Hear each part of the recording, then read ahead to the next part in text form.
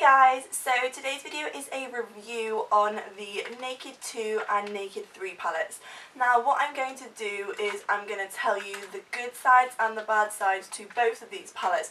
So if you're deciding whether you want to buy the 2 or the 3, hopefully I will be able to help you decide, and also just generally whether you've already got the 2 and you're deciding whether or not to get the 3, I can help you out and kind of tell you my opinion of it. So straight off the bat, my first point between these two palettes is that the Naked 2 has a lot more versatile colours in it. Basically what I mean by that is that there are lots of different colour tone eyeshadows in this. So for example, you've got some green tones, you've got some cooler tones, you've also got some warmer tones, and then compared to the Naked 3 where you've got all pink and warm toned colours. So straight off the bat I would recommend the Naked 2 for the versatility of its colours.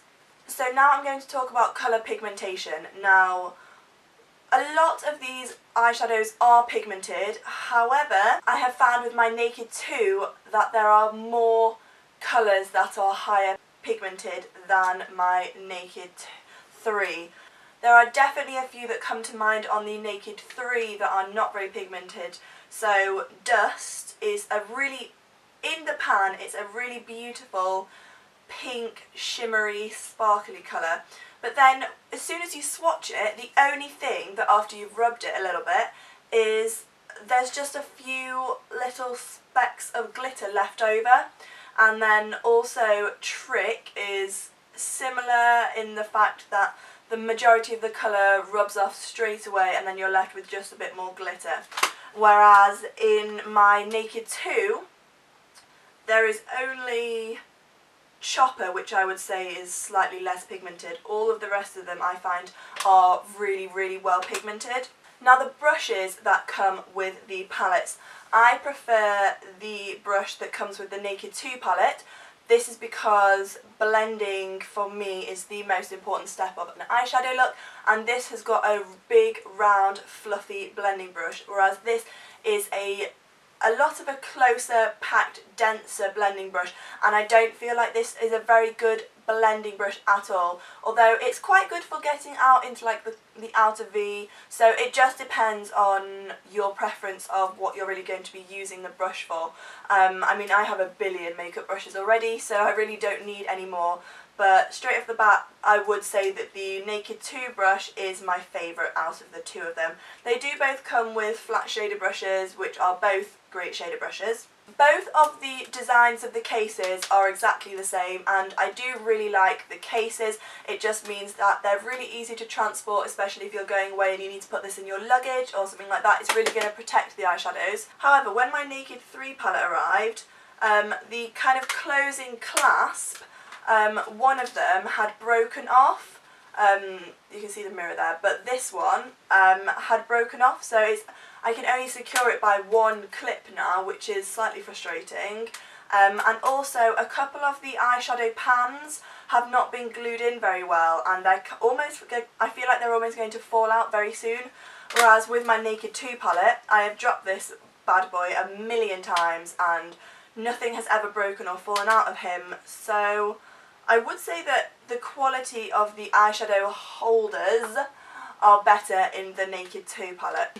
I feel like the matte shadows within the Naked 2 are again more versatile. Within the Naked 2 you've got a white highlighting matte shadow, you've got a transitional medium brown eyeshadow, and then you've also got a jet black matte shadow to use as well, whereas in the Naked 3 palette there is one for highlighting and then two for like transitional crease colours. I am an avid neutral eyeshadow wearer though, so I know already that I am going to get a lot of use out of the Naked 3 palette because I feel like warm tones do complement green eyes very well. So my Naked 2 palette has been an absolute lifesaver. I have taken him everywhere with me and he's always been brilliant, and I do have very high hopes for this. However, out of these two palettes I would recommend the Naked 2 palette because you're going to get a wider range of colours to use and you'll be able to create different eyeshadow looks with this.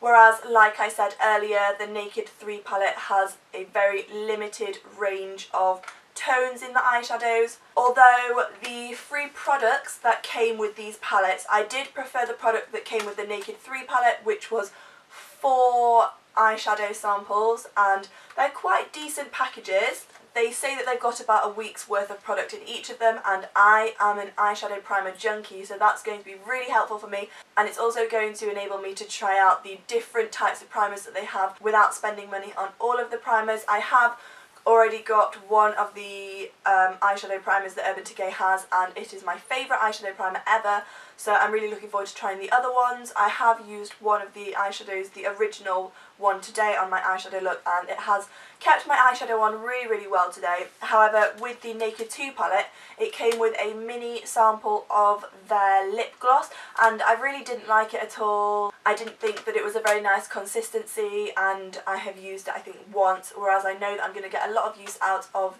the eyeshadow primers. So on that front, I think that the Naked 3 sample is better that it comes with. All in all, both of these palettes are great, and I would recommend you to try them if you don't already have them, but I know they are a lot of money, so if you can only afford to get one, I would definitely recommend to get the Naked 2. However, if you're wondering whether or not to get the Naked 3, I would get it, but just know that you are going to be getting a limited range of eyeshadow looks with it, just because they are very similar tones. However, they are absolutely beautiful, and the majority of them are really well pigmented. However, if you want to get good pigmentation out of, say, Dust and Trick, I would recommend using some eye drops or some Fix Plus spray with them, just so you get the full intensity of pigmentation with them. So I hope that you guys did enjoy this review and maybe helped you decide which palette to get or whether or not to actually invest in one of these. I really hope that you did enjoy it. If you did, give it a thumbs up and subscribe if you haven't already. You can find me on Twitter and Instagram, those links will be in the description bar, and until next time, I'll talk to you guys very soon. Thanks for watching, bye!